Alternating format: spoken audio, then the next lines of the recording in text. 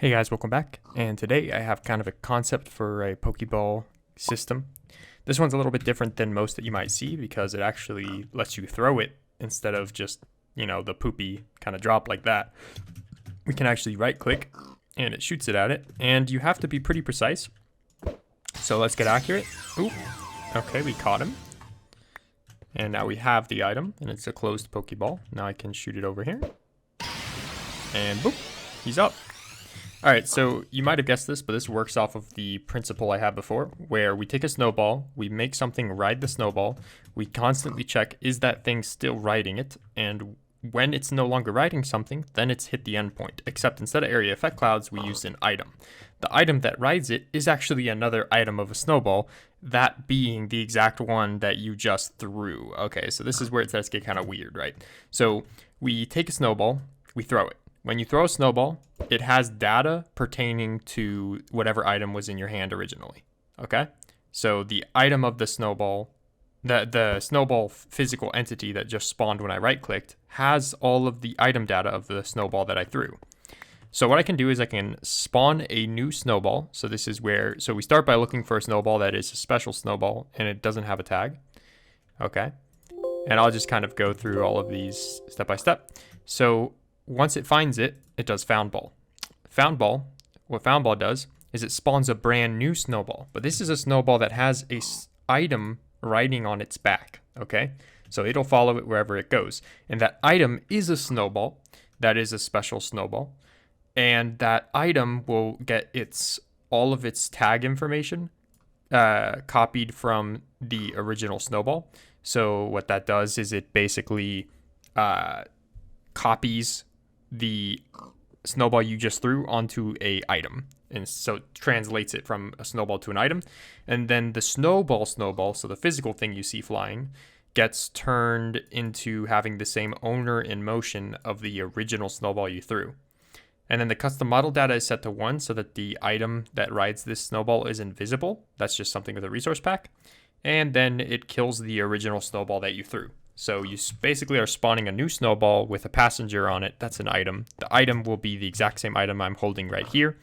And the snowball will just be a visual thing. It doesn't need data except for just copying who threw it and where it's going.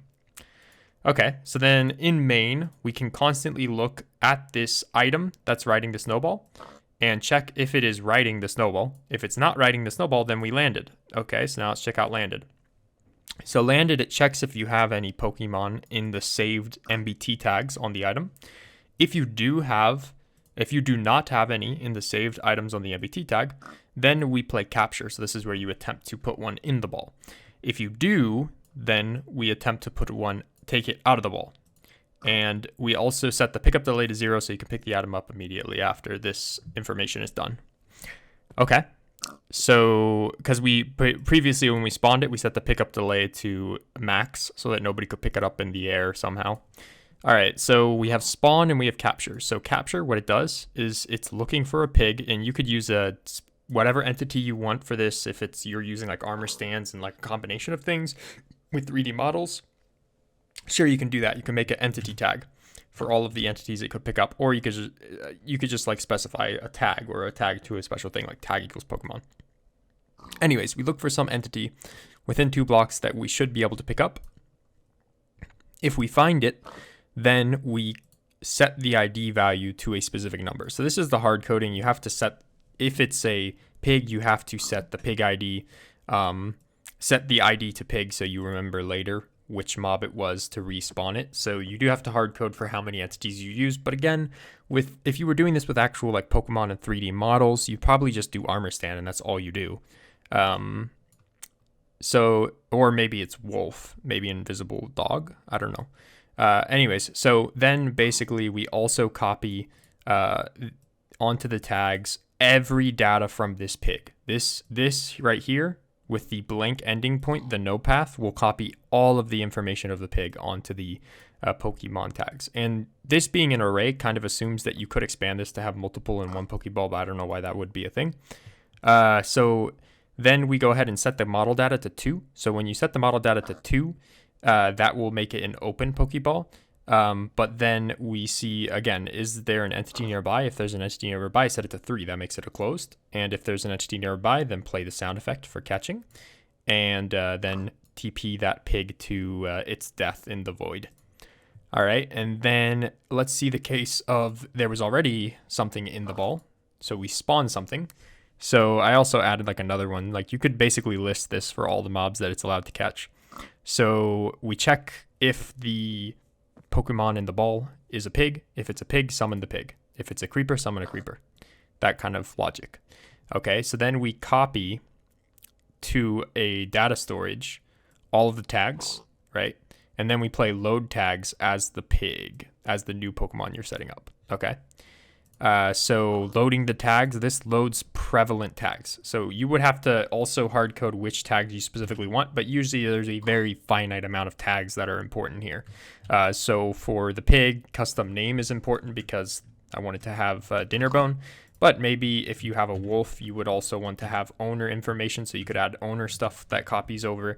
You could add display. You could add like custom name visible stuff maybe.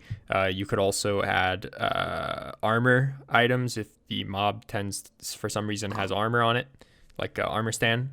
So you can add those tags yourself. And then this removes the init tag from the Pokemon that you set up, so that the next one that comes through doesn't get confused. And then it sets the custom model data of the item to 2, which means it's an open Pokeball because you just spawned something.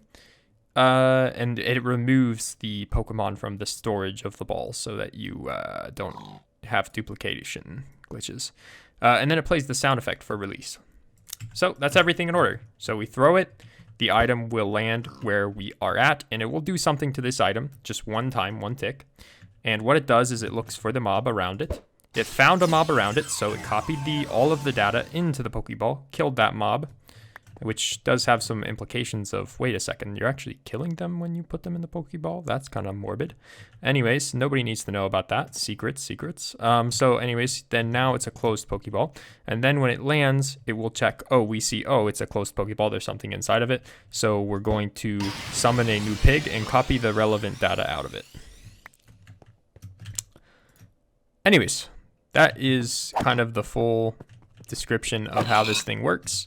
I will leave a link to the pack in the description since it's simple enough. I'm not leaving a link to the resource pack. You guys can get the sound effects and make a 3D model yourself.